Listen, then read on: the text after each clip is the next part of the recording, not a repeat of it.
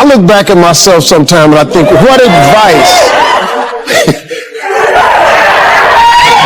what would I tell that young guy in college who was on the verge of flunking out of that very same college? What would I tell myself? Well, I'd tell myself about forgiveness. I'd remind myself, I would teach myself to forgive a lot quicker, including myself. I held myself to my own pain for a long time because I kept rehashing those failures over and over and over again. And rehashing those failures, it prevented me from moving forward. So I would tell that 20-year-old guy back then, be a little bit more forgiving of yourself and a whole lot more forgiving of other people's. To remember that Lord's Prayer that your mama taught you. Forgive us our trespasses as we forgive those who trespass against us. It would have made my way a lot easier. I would also tell myself to slow down a little bit. Don't go so fast. What you rushing for? Life is coming. I think this idea of loving yourself as a cultural obsession has no basis in reality. Now, here's the challenge. When you're born, what do you got to do to be loved? Nothing.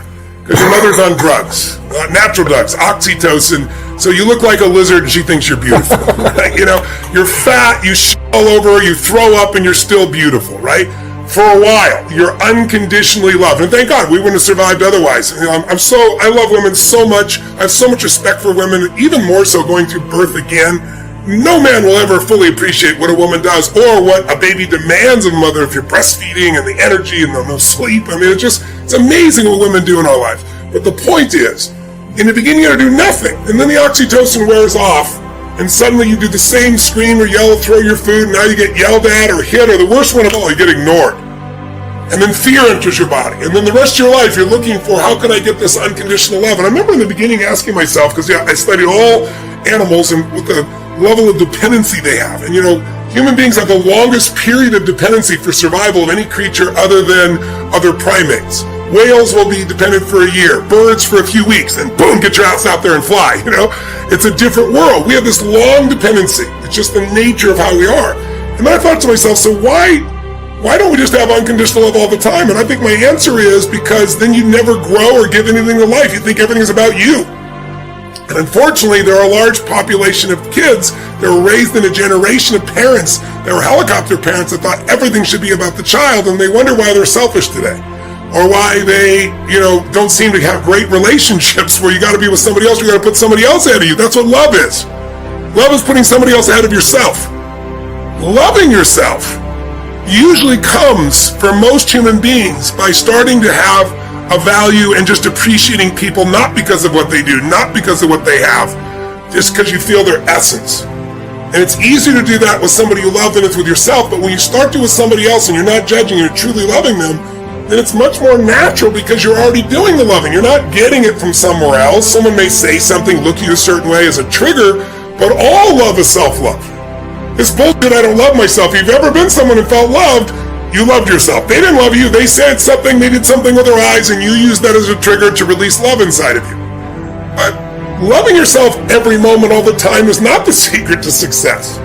Having appreciation for yourself is different than constantly loving. Now, in the Bible, it says, love thy neighbor as thyself. So I think it's a worthy goal and it's useful. But most people are obsessed with it.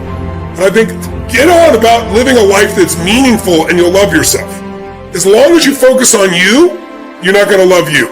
Because the human brain is always looking for what's wrong, what to protect, what needs to be changed. It's a survival instinct. And so it's looking for things to fight or flight or try to freeze or pretend you're not there about yourself. But when you're a bit of service, when you're trying to serve something more than yourself, that's when the higher part of your consciousness is there. That's when your heart is flowing. And when you're doing that, you're not thinking about you, and therefore you feel love. And I can tell you my own experience, no one else have to earn love with me, but my strategy has been I got to earn my own love, right? I got to be worthy of my own love. I don't do that to somebody else. How do you do that? Well, by helping millions of people for 44 years, now I'm finally at the stage where, I fucking love myself. I'm out there. Right. I enjoy myself. I appreciate it. But along the way, I've always earned it. Now, I don't think that's necessarily healthy or not, but I like what it's done with me. If I know people that just think they're God's gift at creation, and they don't add any value to any other human being, and they're assholes to be around. They love themselves. So I would challenge that whole belief system. I'd say it's appreciating yourself It's loving the people around you. And the more you can unconditionally love others, the more you'll unconditionally love yourself. But trying to start with yourself when you're not doing with others, forget it. It'll never happen. One of my favorite protocols is the daily nature walk. I love walking in the woods. I often listen to audiobooks in the woods. I call it reading while walking. Reading while walking. So I go to this place. It's sort of my creative forest. There's not a lot of people in there, and I walk for 1 hour. I breathe in the air. I look at the lush scenery. I listen to a different audiobook. It's almost like a walking meditation as well. Sometimes I don't listen to an audiobook, and I just walk, and I touch the earth. It's almost like I'm thanking the earth, connecting with the soil. Yes, I'm wearing shoes. I don't want to get too esoteric here, but there's a lot of really good research saying if you want to boost your immune system, you want to boost your happiness, you want to release serotonin and dopamine, you want to release the fear hormone called cortisol, walk in nature. And so when I walk, I connect with nature. Happiness is one of the most studied areas of human endeavor in the history of the world. I mean, when you look at psychology and you look at philosophy, this is all I've been talking about for literally centuries. It's unbelievable. So we figured out the basics of happiness. It's that sometimes common sense isn't common practice. So people struggle for no reason. I mean, look at what we know about happiness. You know, we know basically happiness usually comes from an orientation towards the world in which we look at the past, the present, and the future in specific ways.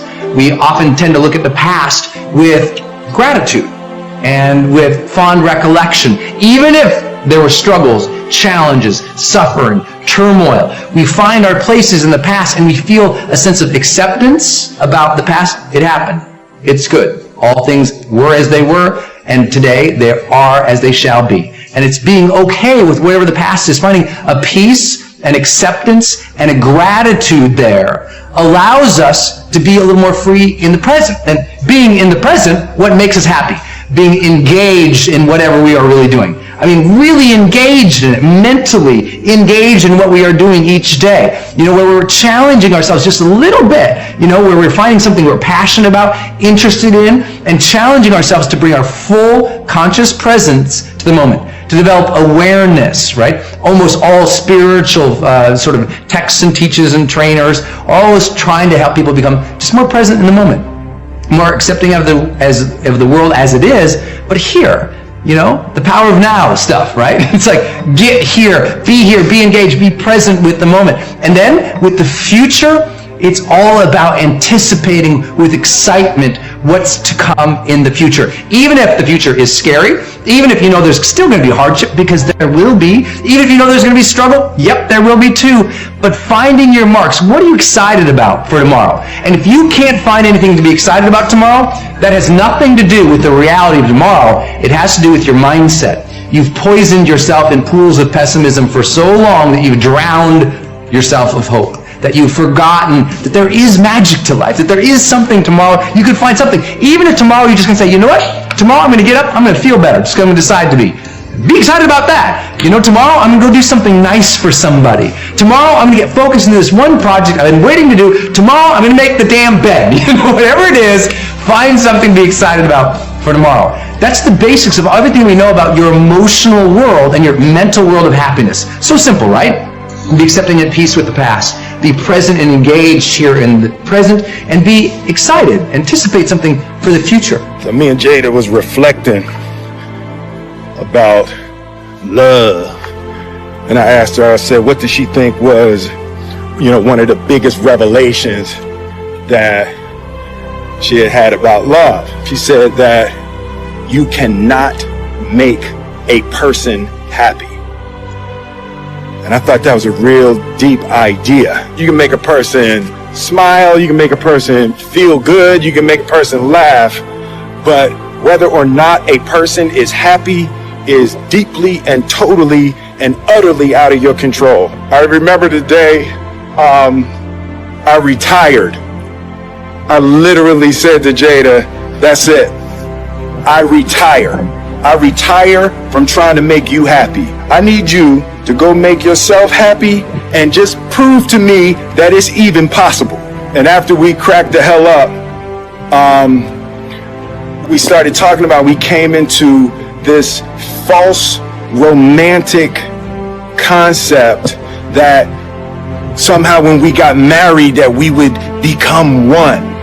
And what we realized is that we were two completely separate people on two completely separate individual journeys, and that we were choosing to walk our separate journeys together. But her happiness was her responsibility, and my happiness was my responsibility. And we decided that we were going to find our individual, internal, private, separate joy. And then we were going to present ourselves to the relationship and to each other already happy, not coming to each other begging with our empty cups out, demanding that she fill my cup and demanding that she meet my needs. Unfair, and it's kind of unrealistic and can be destructive to place the responsibility for your happiness on anybody other than yourself. I have a philosophy about long-term relationships that isn't discussed very often. So for those of my friends that are in one that's, I don't know how long, but for some people long-term's a year, right? But for those of us that are in long-term relationships, I get asked often on shows, hey, what are one of the keys that I would not normally hear about that create a relationship that is still doing what you said earlier, which is so wonderful, where there really is this observation, there's separation, there's growth happening. And so there's all these things they say in the long term. Be honest with one another, be trustworthy, make sure you're communicating. One of the things that I find with my friends and I who have had long-term, really good relationships is physical intimacy still. And real attraction to one another physically. If everyone says, I want to marry my best friend, which you do, but you have a lot of friends, and you don't need to be married to all of them. And one of the things I see in relationships is they start out where there's this physical chemistry, and I know relationships ebbs and flow. I'm not just talking about sex. I'm referring to physical touching and intimacy. When I was dating Christiana, her dad was older than her mother, and it was his second marriage. His first wife had died of cancer. And oftentimes in second marriages, I see people kind of know the second time around, maybe the mistakes they made the first time. In his case, his wife had actually passed away. When I would date her, I would often pick her up. And when you'd walk up to their home, their front door, and I'd knock to come get her, you could see into their living room. And my family didn't have this. My parents have their own dynamic. But I would go to the front door, and more times than not, Matthew, more times than not every time, on a Saturday night I'd come to pick up my girlfriend for a date, I could look into the living room and the TV would be off. I get emotional because he's passed away, but they'd be slow dancing. Wow. And at an advanced age. Wow. They just slow dance in the living room together. Now, I don't know if that led to more than that in the bedroom afterwards, but they had real physical intimacy. They weren't just friends. They were lovers in every sense. Physical lovers. That doesn't always necessarily mean, but people ask me, what's one of the keys to a relationship? Physical intimacy. It's a box you better be checking. There's got to be that touching and that physical attraction to have a passionate relationship. And I reached a point senior year when my adjustment felt like me. I had actually convinced myself that I was this person and she me. Pretty, talented, but not stuck up. A girl who laughed a lot at every stupid thing every boy said, and who lowered her eyes at the right moment and deferred, who learned to defer when the boys took over the conversation. I really remember this so clearly. And I could tell it was working. I was much less annoying to the guys than I had been. They liked me better, and I liked that.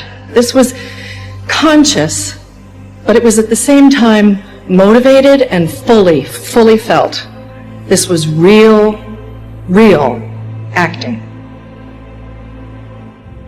I got to Vassar, which 43 years ago was a single-sex institution, like all the colleges in what they called the Seven Sisters, the female Ivy League.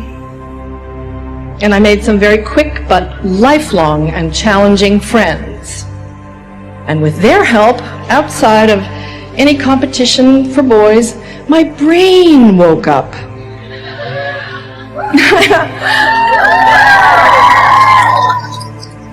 I got up and I got outside myself and I found myself again. I didn't have to pretend. I could be goofy, vehement, aggressive, and slovenly, and open, and funny, and tough, and my friends let me.